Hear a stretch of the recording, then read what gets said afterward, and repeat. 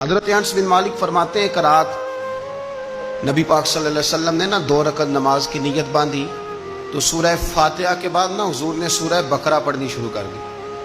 تقریباً 2.25 سپارے کی صورت ہے۔ کبھی کسی امام نے پوری سورت بقرہ پڑھی ہے آج تک ایک رکعت میں؟ چلیں کسی تراویح میں یا کسی رات کی نماز میں تو ہو سکتا ہے، کبھی شبینے وغیرہ میں لوگوں نے ایک پروگرام بنا لیا، لیکن عام نمازوں میں کبھی 2 رکعتوں میں آپ نے دیکھا ہے؟ لیکن کہتے ہیں حضور نماز پڑھ رہے تھے، پڑھ تنہا رہے تھے۔ 2.25 سپارے کی سورت اللہ کے رسول نے ساری تلاوت کر دی۔ میرا خیال تھا اب رکوع ہوگا، لیکن اس کے بعد نبی پاک نے سورہ آل عمران بھی شروع کر دی۔ فرماتے ہیں پھر جہاں رحمت کی آیت آتی مجھے یوں لگتا کہ حضور کی توجہ رحمت کی جانب ہو گئی، اور فرماتے ہیں جہاں عذاب کی آیت آتی مجھے یوں لگتا کہ حضور اللہ سے اس کی رحمت مانگنے لگے۔ فرماتے ہیں پوری سورہ بقرہ، پھر پوری سورہ آل عمران۔ میرا خیال تھا یہاں رکوع ہوگا، لیکن میرے نبی نے تو سورہ نساء بھی شروع کر دی۔ کہتے ہیں پوری سورہ نساء پڑھ کے رسول پاک نے رکوع فرمایا، اور اتنا لمبا رکوع کیا کہ مجھے لگا کہ سر اٹھائیں گے بھی کہ نہیں۔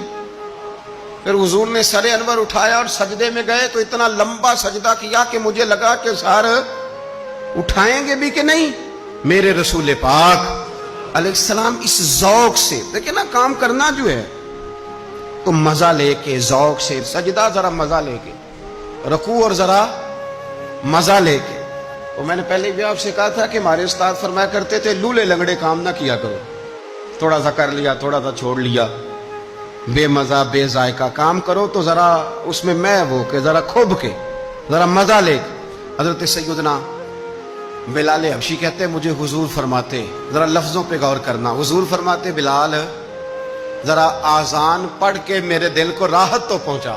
لیکن نا ہم نعت کا مزہ لیتے ہیں نا، اچھا قاری تلاوت کر رہا ہو تو اس کا بھی مزہ، یہ بڑی اچھی بات ہے، لینا چاہیے، لیکن کیا آذان کا بھی مزہ ہے؟ کبھی لے کے تو دیکھو یار، اللہ اکبر کیا معنی ہے اس کا؟ دیکھو مزہ کتنا ہے اس کا۔ ڈاکٹر تجھے کہہ دے تیرا علاج نہیں ہو سکتا، پر تو اسے کہہ اللہ اکبر، بڑا تو سب سے اللہ ہے۔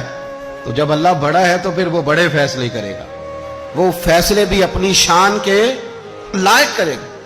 تو حضور فرماتے بلال اذان پڑھ کے ذرا میرے دل کو راحت تو دے۔ اور حضرت ابو ذر غفاری رضی اللہ تعالیٰ عنہ فرماتے ہیں ایک رات حضور نے نماز کی نیت باندھی، ساری رات حضور نے نماز پڑھی اور ایک ہی آیت بار بار پڑھی، سورہ مائدہ کی آیت ہے، ایک ہی آیت، ساری رات روتے رہے اور ایک ہی آیت۔ اور آج کے ماحول کے تناظر میں ذرا آیت دیکھنا، یہ سیاستہ کی روایت ہے۔ آیت کیا ہے؟ اللہ اگر تو انہیں عذاب دے گا تو بندے تو تیرے ہی ہیں نا، اگر اللہ تو انہیں بخش دے گا تو غالب حکمت والا ہے۔ اللہ اگر تو عذاب دے گا، ان تعذبہم فإنہم عبادک، اگر تو عذاب دے گا تو بندے تیرے ہیں، وَإِن تَغْفِرْ لَهُمْ فَإِنَّكَ أَنْتَ الْعَزِيزُ الْحَكِيمُ، اور اللہ تو اگر معاف کر دے گا تو غالب حکمت والا ہے۔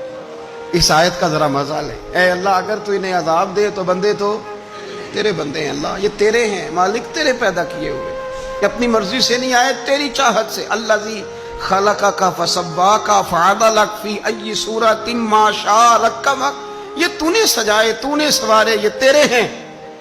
میرے رسول کریم صلی اللہ تعالی علیہ وسلم عبادت بھی کرتے تو ذوق سے کرتے۔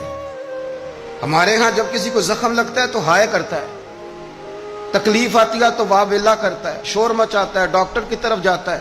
21 رمضان المبارک شیر خدا مولا مرتضی حضرت علی رضی اللہ تعالیٰ عنہ، عبد الرحمن ابن ملجم نے جب خنجر مارا تو داڑھی مبارک ساری لہو سے بھر گئی، اور شیر خدا جب زمین پہ گر رہے تھے تو کسی کو مدد کے لیے نہیں پکار رہے تھے، کسی کو کہہ نہیں رہے تھے مجھے پکڑنا، حکیم طبیب نہیں پتہ لفظ کیا تھے، فزت برب الکعبہ، اور مجھے کعبے کے رب کی قسم علی آج کامیاب ہو گیا ہے، علی آج جان پاوے نہ جان میرے محبوبہ، میں تے لگیاں توڑ نبھیساں، راہ تیرے وچ رول کے مرساں، تے تیرے کتیاں دے قدم چمیساں، تے سجنا جان امانت تیری، تو جدو منگ سہ میں پیش کرے سا۔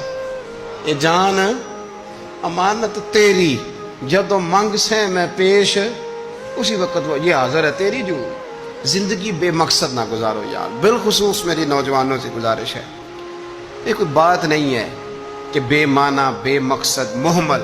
آپ یقین کریں جتنے ہم نے تبصرے کیے اتنی ہم مدد کرتے تو کئی لوگوں کی مدد ہو جاتی، کئی لوگوں کی مدد ہو جاتی، کئی لوگوں کی۔ مہربانی کریں اپنی زندگی میں کچھ ایسا ماحول بنائیں